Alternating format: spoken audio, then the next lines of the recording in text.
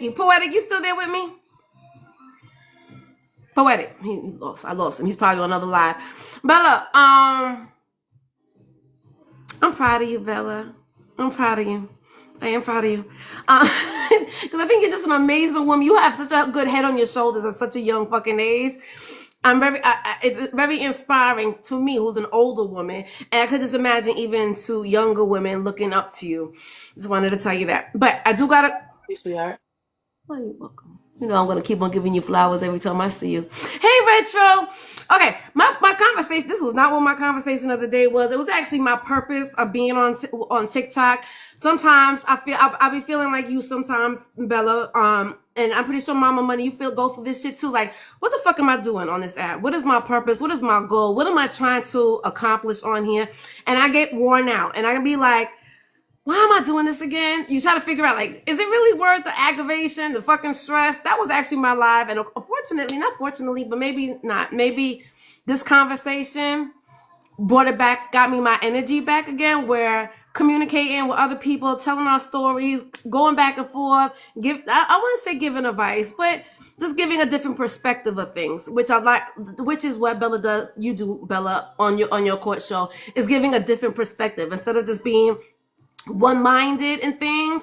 Here, let me just throw out another perspective, seeing things from another person's viewpoint. I love to do that. I love to give another person's viewpoint, even though I might not even understand that viewpoint, but I like to put myself in somebody else's fucking shoes. That's called empathy.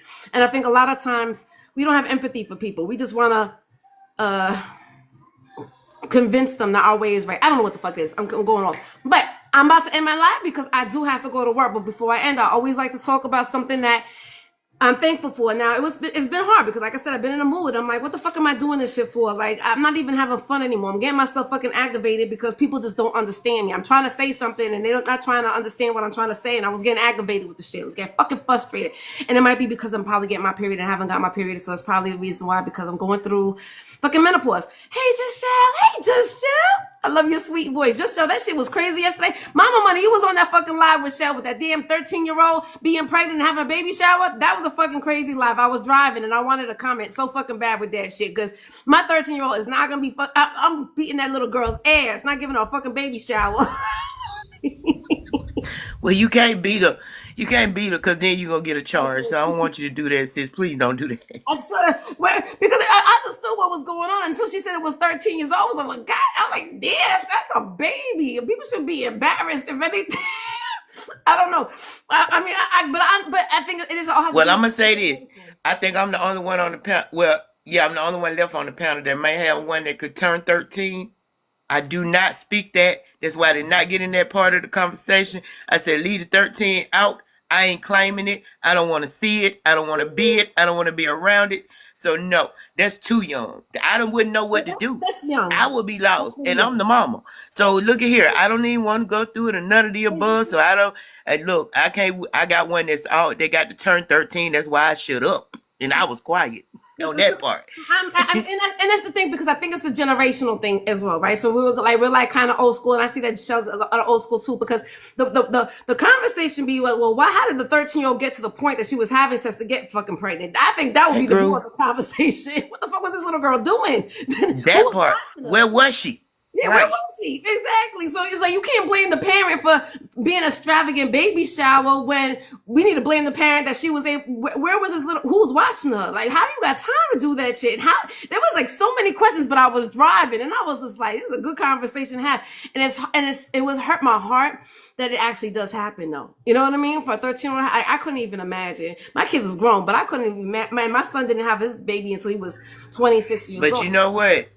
If it were to happen at that age, I think the parents need to be trying to see if somebody else did it to the child without consent. There's so many questions. Because at that age, I'm thinking that happened without consent. Because it ain't with consent. It's like in fear, or if you're scared, or it's an adult that's trying to do it.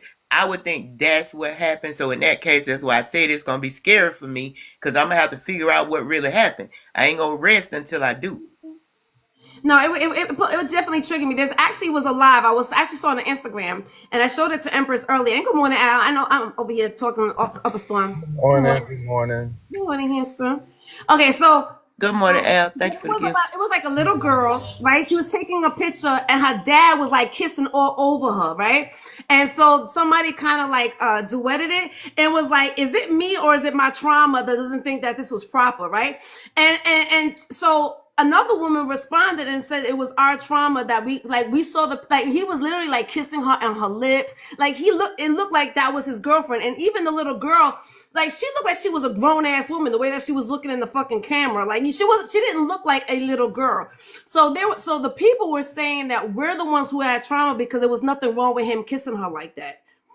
So I mean, that was and maybe that's probably a good conversation for you to have, Shell. If I sit there and find it, I'll probably send it to you or send it to What the hell? He kissed on the. That was the daddy. You said it was the daddy. It was the daddy, and he was kissing her on her lips, kissing her like it didn't look right. It did not look right at all. But people said that the people who said it wasn't looking right, that we're the ones who have trauma, that we must have been molested, and that's the reason why we took it that way. And I was like, I ain't never been molested, but I definitely took it like, why is this man kissing up on this little girl? And again, it wasn't like a little girl. The little girl looked grown. Like she looked like that's my man, not that's my daddy. There's a difference. It's very strange. It was very fucking strange. I don't care how old she was. If the daddy was doing it, I don't feel right. I wouldn't give a damn if she was 27 and it was the daddy. I still feel crazy about it. That don't sound right. Yeah, but again, so it's a different generation because the older people said it didn't look right, but the younger people were just like, "Oh, that's fine. There's nothing wrong with that." I was like, "Okay," but let me get off this live. Big Al, hey.